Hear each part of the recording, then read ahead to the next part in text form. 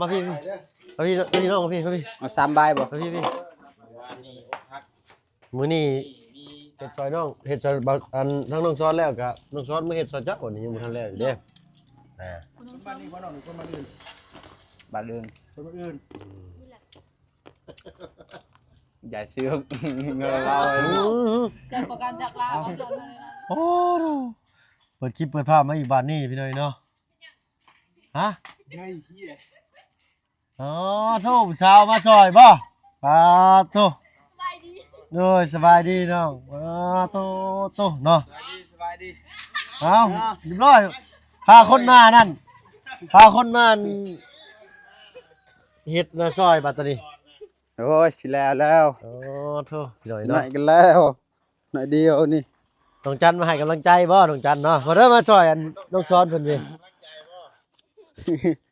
มีแนวสิลุกแล้วสบายนี่ ใช่ล่ะมาเด้อพี่มาต้องได้มาแล้วได้เวียกได้บ่ได้เวียกบ่ได้ได้นี่ อันโหเมื่อยลูก จะต้องห่อเลียวเลยยศร่าง ใช่น้องใช่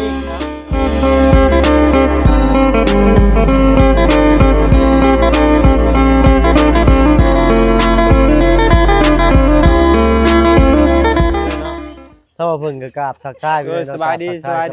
เรื่องสบายดีเบิดทุกท่านที่เข้ามา เว้ย เจ้าว่าบ่เพิ่นเคยหลายคือเก่า แต่ให้ต้องพูดดอกเลยเดาให้ พอดีเลย ได้บ่น้องช้อนจำเลย ฮะ ได้บ่ซั่น ได้แล้ว โอ้ตรงก็หอมควันไฟวีและเสือ ตัวบุญดุตัวตาโหตามเลยอ่ะนั่นตามขมังนะ ดูแต่ มาแม่ พักแล้วเลยว่าพักเอง แซ่บสาวบ้านเฮ็ดซอยน้องเพิ่นเด้อมายืนเบิ่งชื่อบ่ได้เด้เนาะ ไม่อยากให้น้องซอยเบอร์ จักสิซอยอย่างมันแล้วซอยเป็นกำลังใจให้ก็ได้ ฮะ ทมหั่นละเนาะเอ้าพากันมาแนวใดนี่น้อง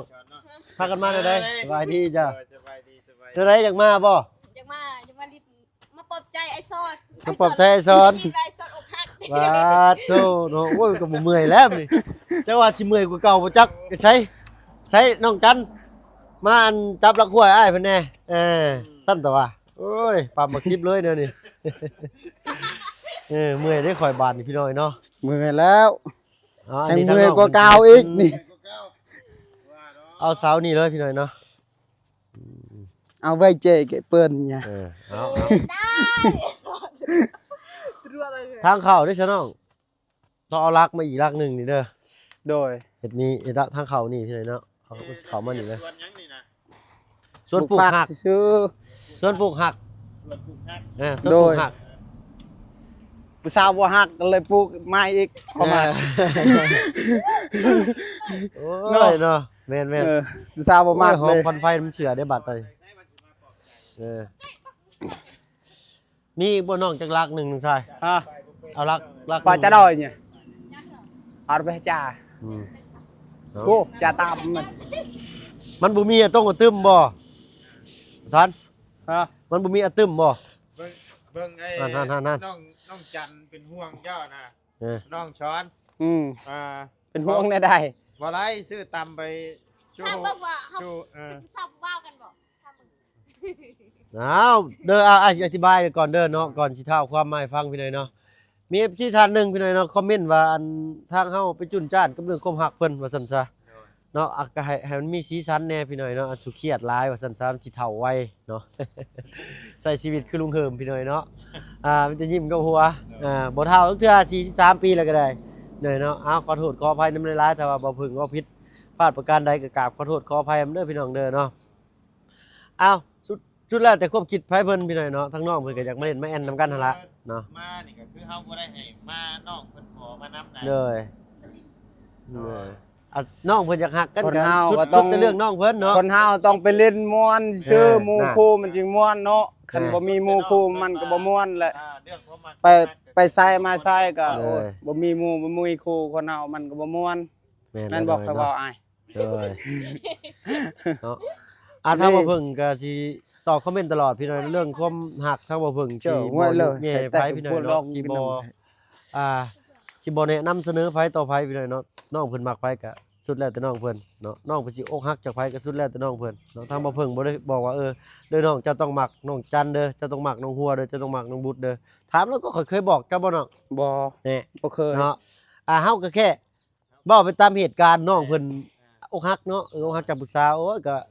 แซวน้องเพิ่นเด้น้องจันเด้น้องเฮาก็บ่ได้บอกว่าน้องซ้อนเจ้าต้องมักคนนี้เด้อโอเครู้เรื่องกระเบื้องแตกพี่น้อยเนาะเว้าหลาย เออเนาะถ้าบ่พึ่งเว้าผิดหรือเว้ารุนแรงอะไรก็กราบขอโทษขออภัยพี่น้อยเนาะก็จะให้มีสีสันแหน่หน่อยหนึงพี่น้อยเนาะบ่แม่นเฮาว่าสิมาเครียดหลาย โอ้ย อ่า จ้าจ้าโลด จ้าไอ้ช้อน เนี่ยไตนี่เนี่ยไอ้กินโลดกินโล ต้ ด กล้วยแล้วจนดำเนาะมันสิตายบ่น้อง ตายแล้วมันตัดแล้วแหละ บ่ตายดอกเดี๋ยวมันก็อันนั้นใหม่ กล้วยยังเคยงามแท้น่ะ กล้วยจังหวะจัง กล้วยกำเพลง ฮะกล้วยยัง กล้วย เนาะ ข้าวหอม กล้วยทองหอม น้องซ้อนเพิ่นก้นให้ปลูกอยู่แต่ว่าลูกมันสิบ่ใหญ่ก็สิติดแหละ2ต้นบ่คือ3ต้นอยู่บ้านเราเพิ่นเนาะเอามามันก็มารอบก่อนก็ได้2ลัก ช้อนอันนี้ เนาะมารอบนี้เดี่ยวเลยพาแยงก็ซื้อเท่าไรกับตู้แยงข้าวนะโลเท่าไร กิโล60 กิโลละ60,000กิโลละ100พี่น้อยเนาะซ้ำนี้สิฮอดบ่2โลนี่ ประมาณ2โล 2โลเนาะ เออ หาคนละโลเด้อ ฮะ หาคนละโล ได้ ซอยน้องเพิ่นโอเคพี่น้อยเนาะคนละโลก็เบาไล่พี่น้อยเนาะแยงข้าวว่าซั่นซะน้องเพิ่นจะเฮ็ดจะทำทางเฮาเองสนับสนุนเนาะเฮาก็สนับสนุนสำเฮามีแหละพี่น้อยเนาะเฮาสิสนับสนุนหลายๆก็เงินคำกำแก้วกับบ่มีพี่น้อยเนาะขอโทษขออภัยนำหลาย ไม่ใช่ปุ๊กเด้อ ฮะ ปุ๊กเด้อ พูดเหรอ ๆปลูกต้น จอเด้อ น้องเพิ่นสิปลูก จอบัดจอ ขอบหัก จอกระดก น้องซ้อน จอกระดก ต้นฮัก น้องซ้อนสิปลูกดอกหักเพราะว่าช่วงนี้ขาดความหักว่า โด ซั่น ย ซะ ปลูกดอกหักนั่นแหละ แม่เนาะ ไม่เนาะ เอา เออหักเก่ามัน กิ มันเปลี่ยนแล้วเนาะมันเปลี่ยนแล้วแบบเขาบ่มักเนาะ บ่ เปลี่ยนเลย ว่า ปลูกดอกหักให้มันเกิดใหม่อีก เนาะคักนะน้องซ้อนเว้านี่ใช้ทางอันมาสำนี้บ่ที่บ้านเฮาหรือมาอีกบ่ เพิ่ม อ๋อลุงเฮิมบ่มาทำแม่บ่เสียงสิจอบยังน่ะมารถได้เนาะ เด้อบ่เด้อ อืม บ่แม่น เอามีแต่คำอีกจักหน่อยสิพาแล่นขึ้นบ้านน้องต้นกล้าอะไรก็มาหาไปกินข้าวกินน้ำแล้วเอา โดย เด้อเอาสิคำๆแรงๆพุ่นแหละเนาะ โดย เพราะว่าอาจารย์คือบ่เห็นอาจารย์เพิ่นเนาะเดี๋ยวนี้เนาะอาจารย์เพิ่นกลับบ้านบ่ บ่อยู่บ้านแสดงพุ่นแหละ อยู่บ้านซะแล้วอันนี้ซะแล้วเลยสกี บ้านสกี แกละ โดย อาทีละปา เอาพอดีแหละพี่น้อยเนาะอยู่บ้านเฮือนน้องหลาน้อยบ่ หัว เนี่ยว้าวกินนี่โทรมาเลยนี่ อ๋อเอาหับสายเพิ่นอยู่หั่นเนาะ โดยจาน อ่า ตัว อยู่บ้านซะแล้ว อยู่บ้านซะแล้วเด้อมาเด้อเนาะ มาเด้อ พอดีมีเรื่องแล้วอาจารย์เลยเนาะมาด่วนเด้อน้องเฮือนน้องซอน ยังมีหยังอยู่เพื่อนน้องชอนนี่มาไว้ เรื่องยัง ด้ เรื่องยัง มีเรื่องแล้วย้วน มาช่วย สบายดีเจ้าทางลุงเพิ่มทางอาจารย์เนาะพอ ส ดี บายดีสบายดี สิ ส พา บายดี ทางอาจารย์เป็นข่าวปั้นน้องแล้วเลยก็มีเรื่องเกิดขึ้นหน่อยหนึงพี่น้อยเนาะ เอากระสั่นกับผู้แล้วไปนั่งโต๊ะนั่งเตียงดีๆผู้แล้วไปหาน้ำหาไหนให้น้องๆเพิ่นกินแล้วน้องซอนเลยเนาะสิมายืนอันตากคอนไฟอยู่นี่ก็ห้อยหอมไม่ห้อยได้ดิ สบายดีสบายดี เอ้าทั้งน้องหัวก็มาบ่น่ะเอ้ยเนาะไปฉันไปพุ่นแหละ แกตำให้ซอนกินมีแห้งเนี่ย มากสาวมาหาก็ซื้อตำมาเต็มอยู่พี่น้องเอ้ย เอาไปน้องไปเนาะ อยู่รถคอยก่อน เอารถบ่เอามา แต่โปต้องคั่ว ตีนมันหัวบ่น้องน่ะ โดยยางมันแบน คน แล้ว คนบ่ได้หัวจะไปเด้อลุงเฮิมเด้อ รถตัวขึ้นว่ะ เฮ็ดโอ้ยเนาะ อีเหี้ย จับ10กิโลเลยเนาะเนาะบ่ไหวเด้อเดี๋ยวนี้สิแลอันขอยย่านเขาคันว่าเราจับรถข่อยเขายำรุดออกเป็นชิ้นเลยนั่นน้องชายเฮาก็ตื่นเต้นพี่น้อยเนาะสาวๆมาลุมมาล้อมพูนเนาะ มือเช็ดมาเลย เลยเนาะอันผู้จอดรถนี่ก็จอดคือบ่ขึ้นเตียงกันแล้วใช่เนาะมันจอดรถนะเนาะ น้องมณีแสงแล้วก็น้องจันมณีเนาะ วันนี้จัน มณีจันบ่บ่แม่นจันกังโกบติน้องบ่แม่นเนาะ โอเคไล่ เสียงก็เพิ่งก็จะเปลี่ยนเลยนะพี่น้อย ได้ เนาะ รถคันใหม่เลยยังไม่ได้ซื้อบ่ ยัง หูแล้วพี่แล้วพี่เนาะนายห้างเพิ่นนายห้อยนายห้างหามือหายามกันบ่ เลิกงาน โธ่เนาะโอ้ยดี ไหลด้วยแต่ บ่ว่ามื้อใดก็ดีใจนํเนาะเอาถ้วยเอาบ่วงออกมาน้องเนาะ จะไปเตรียมโอ้ยมือกำคำมองเลยเด้ พี่นะพี่อัน นั่งก่อนนะซื้อกันละ เอาอัน พิเศษแค่มื้อนี้ ย่อเตียงออกมาตั้งพี่บรรยากาศมันแจ้งสว่างดีได้อยู่หันน่ะมันยังมืดเนาะเมื่อก่อนสิย่อมานั่งนี่แหละกับทางน้องสอนเลยกับทางลุงทางบาบุญคารวันเพิ่นเอา หลายคนย่อ ไปสิไปย่อเตียงมาลุงไปเนาะ หลายคนย่ออยู่ไปอย่ มา โดยไป ล่างดีๆมาชนล่างดี เนี่ยเตียงไปบนมันสว่างไปโทรศัพท์ผมเห็นหูไป เช่นบ่ มาอีละไปทางนั้นเจ้า พ่อ เนาะ ไปคอนี่พ่อเปิดใจเลยพี่สาวอ่ะ เลย มาสิย่อจะไปจ้ะนะจักอันแล้วเจ้า เขี่ยวอย่างไปเนาะไปหาสอนแน่หาสอนแน่เพิ่นว่า อยู่ใกล้น้องใกล้น้องใกล้นุ่งเพิ่นร้ายนี่เพราะว่าเลยนั่นเนาะไปอีกรับรู้นะหลุดเรา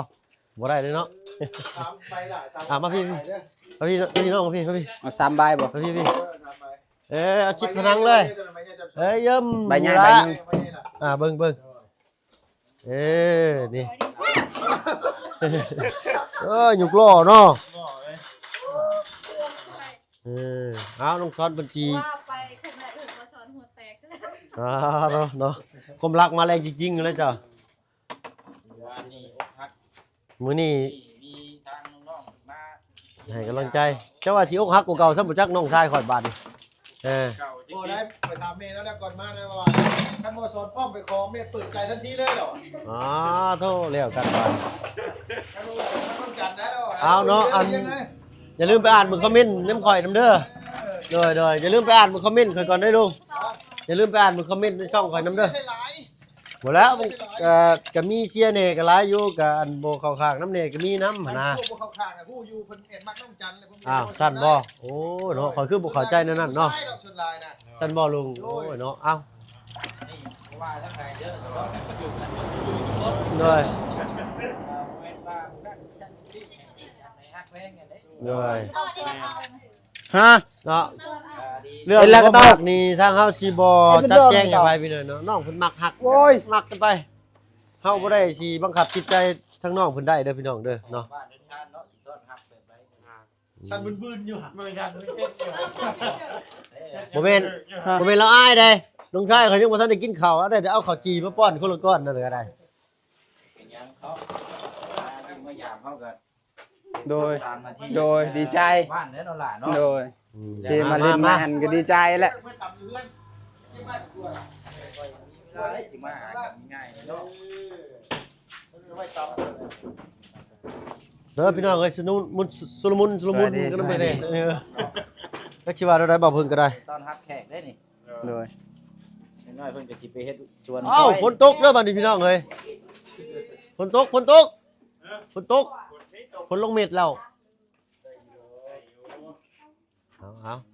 เอาโตพาสามสาวมาหาน้องสอนเพราะว่าฝนตกห่ำมื้อนี้เนาะ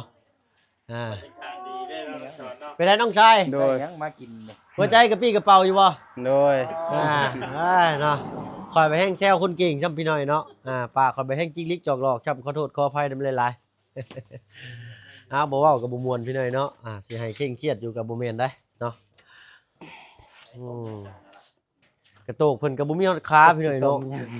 อันมื้อนั้นทางแม่เพิ่นว่าให้ซื้อกระดงพัดไปรอซื้อฮอบทีบได้นี่ฮะเกือบฮอดชายแดนเวียดพูอันนี้ฮะ พัดมาเห็นยังเอาไว้ใช้นี่ก็ ไว้ให้น้องมันใส่เข้าเอาน้ำชิดใส่แล้วก็ใส่เข้าเนาะเอา ฝนมาแล้วบัดฝนตกบ่ตก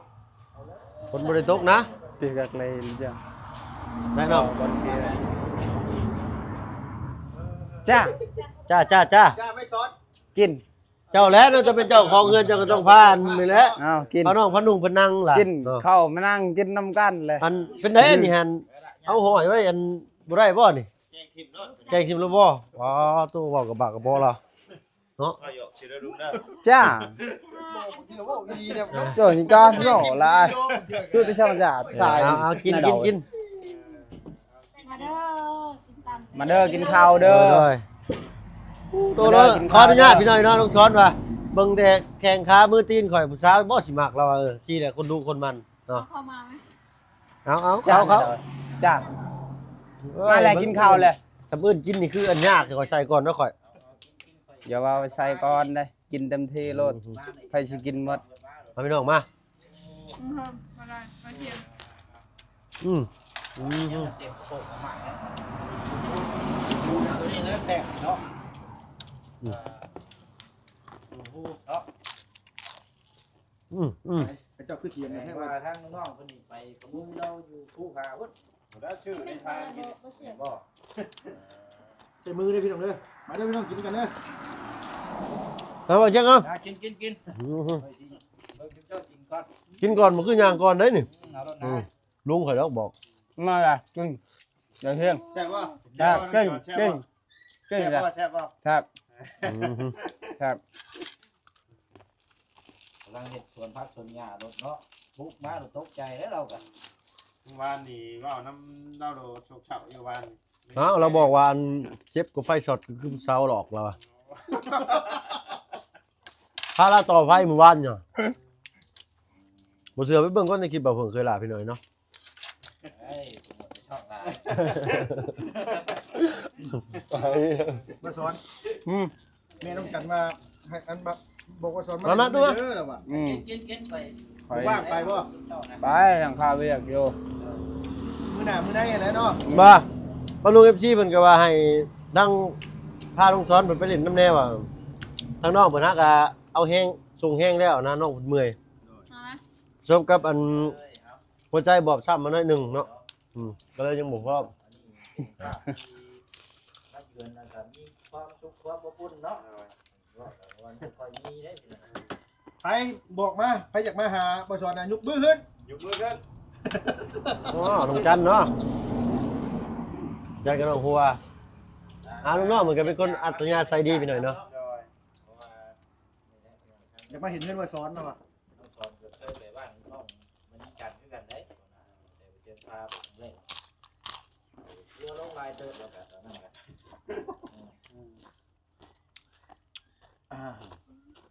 แสดงว่าพาน้องคนไปสิได้หาเนาะทัวร์ลงเฉพาะ ทัวจอดหน้าบ้านเบาเสียงเนาะ บ้านเขียนยังไงจันอีกวะ น้องชายขอยกินข้าวกับกล้วยทอดกล้วยฉาบ เฮ้ยเอาหมวกออกเลยกว่าเห็นหน้าแท้ ซื้อหมวกกองเลยดิ อันหนึง มาเนาะ เออ เพิ่นบอก ทางนั้นได้ค่ะ อัน กินข้าวบ่ให้ใส่หมวกให้เพิ่นว่าบ่แม่นแนว ถือว่า ซื้อมาก่อน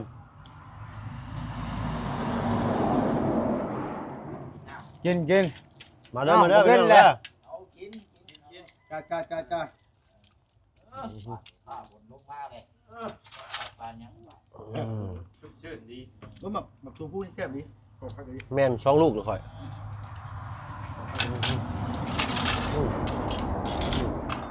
น้องสอนบวงลุงเอา อืม ยิงได้จังชื่นนี่นั่น ชัดว่า กันเสียจุดมือเนาะ อ่ะ มือไม้อ่อนแรงนั่งใกล้อัน แล้ว น้องสอนอะไรก็ได้ กินข้าวแล้วนี่ เย็นเด้อ ไปสวนพักเลยมาแล้วเริ่ม ซอยน้องชอนเฮ็ดทั่วแล้วเด้อถึงเมื่อเด้อ ตายเขา บ่ตายดอกโอ้ยเฮ็ดซอยน้องเฮ็ดซอยอันทั้งน้องสอนแล้วก็น้องสอนมาเฮ็ดซอยจักวันนี้ยังบ่ทันแล้วอยู่เด้อ่า คุณน้องชอบคุณน้อง แม่นแหละ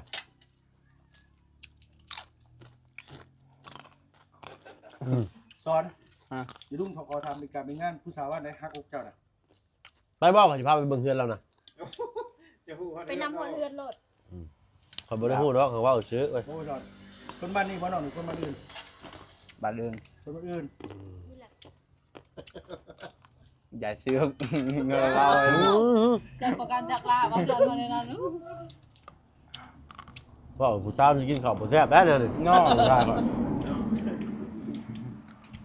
มันยังบ่พร้อม สอ เปิ น ด น้อย ใจ ใจเลยบ่น่ะ จะว่าแล้วโอ้ย เดี๋ยวโฟกัสจะละ แน่ยกบ่ช้าบ่ช้าโอ้เรื่องที่ถูกคักถูกเนาะ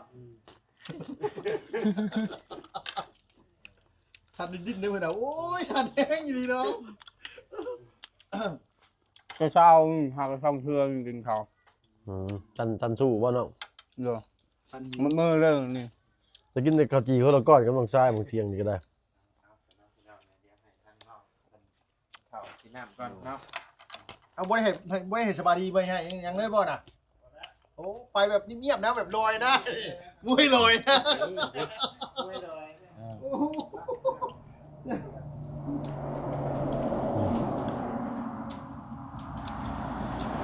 พี่น้องเนาะขออนุญาตกินคำใหญ่ๆก่อนค่อยก็ได้เลยแอมเนาะ โดย เพชรบีเข้าก่อนหมู่ออกกำลังหมู่ทางบ่เพิ่งก็ได้พี่น้อยเนาะเอาพามาแล้วพี่น้อยเนาะบ่ได้พามาน้องเพิ่นตั้งคอมานำเบาไล่เลยกับทั้งลุงเฮิมบ่น้องจันใครชวนมาชวนมานี่นะ มาเล่นมอนมาเล่นแมน เจ้าบ่เป็นคนอยากมาหรือใครอยากมาเฮือนลุงจอนพี่น้อยเนาะครับจักสิกินจักสิเว้าก็ได้